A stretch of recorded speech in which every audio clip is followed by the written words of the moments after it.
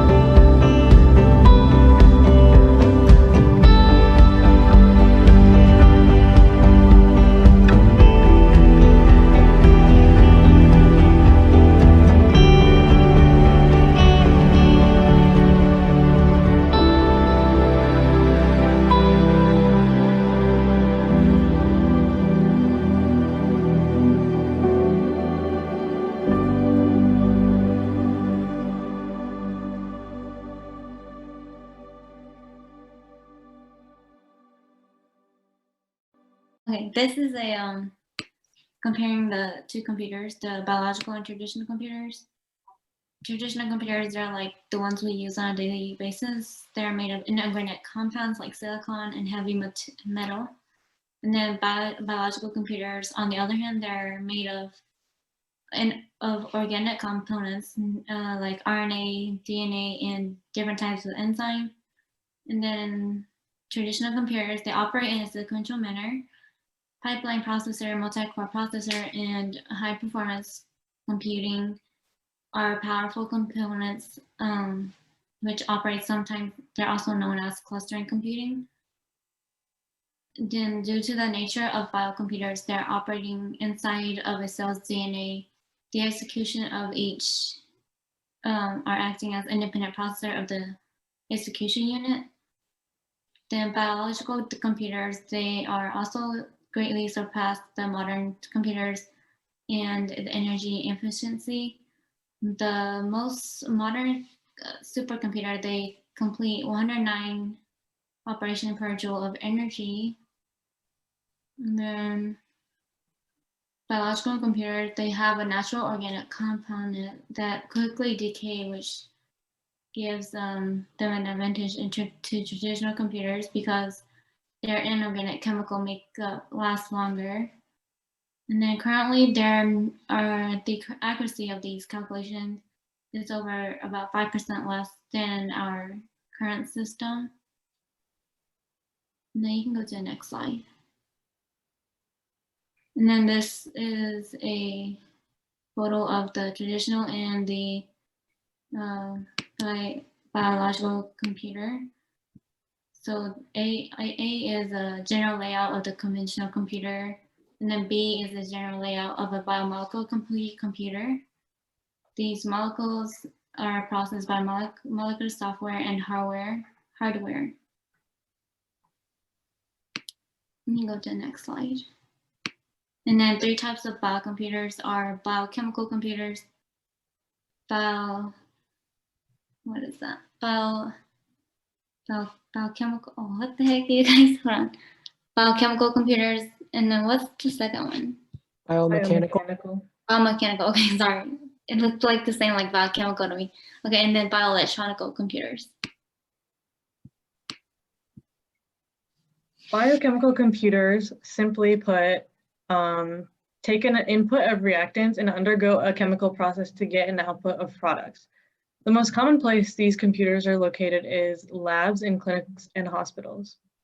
Blood or gas analyzers, cell counters, chemistry analyzers, and coagulation analyzers are just a few examples of biochemical computers.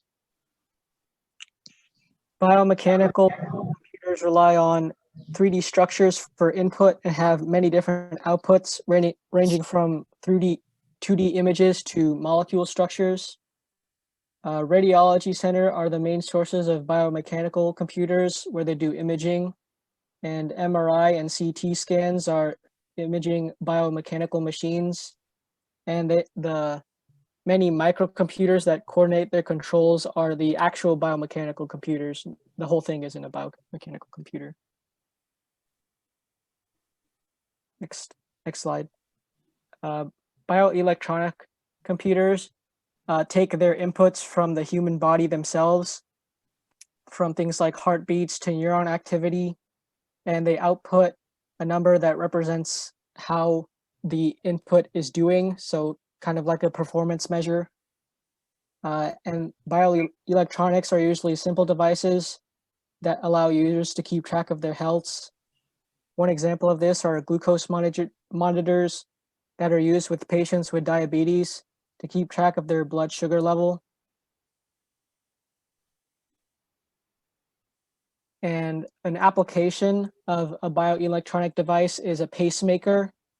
A pacemaker is a small device that's placed in the chest or abdomen to help control a patient's heart rhythms. They use electrical pulses with a wire to prompt the heart to beat at a normal rate. And they also have tools to help monitor and record the heart's electrical activity and rhythm. And your pacemakers can monitor your blood temperature, breathing rate, and other factors. They can also adjust your heart rate to change in your activity.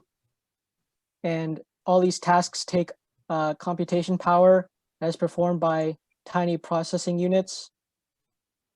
And if your heart rhythm is abnormal, the computer will direct the pacemaker to send electrical pulses to your heart, and it uses wires to reach to the part of your heart that can make the whole thing beat.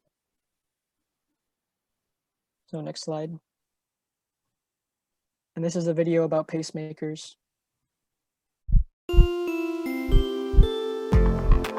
Your heart has its own natural pacemaker called the sinus node.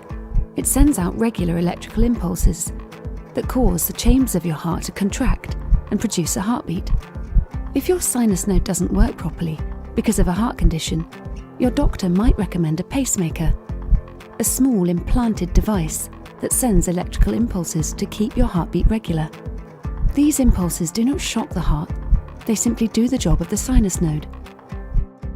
Some pacemakers only function when they're needed, whereas others generate impulses all of the time. Thanks to your support, our research transformed the old bulky pacemaker design into a small, sophisticated device that is the size of a small matchbox and weighs about the same as 2 AA batteries. Julie is about to get a pacemaker fitted and is understandably nervous about the whole thing.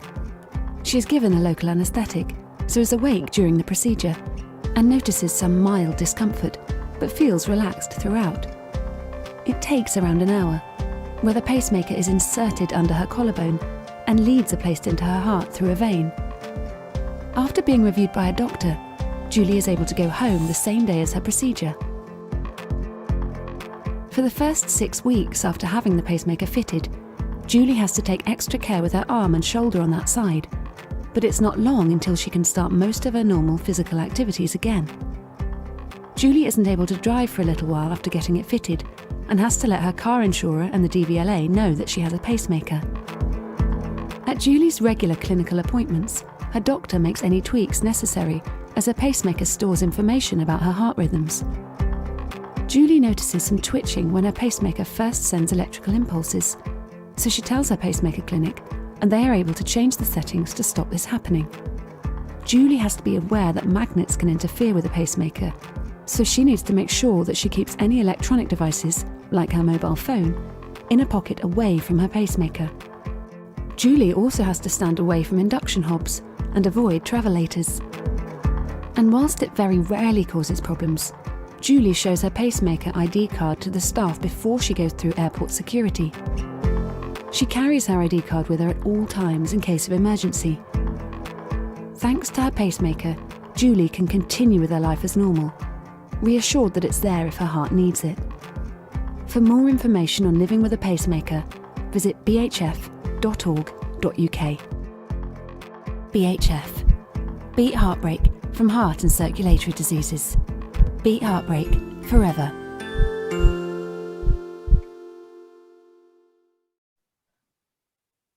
That's our presentation.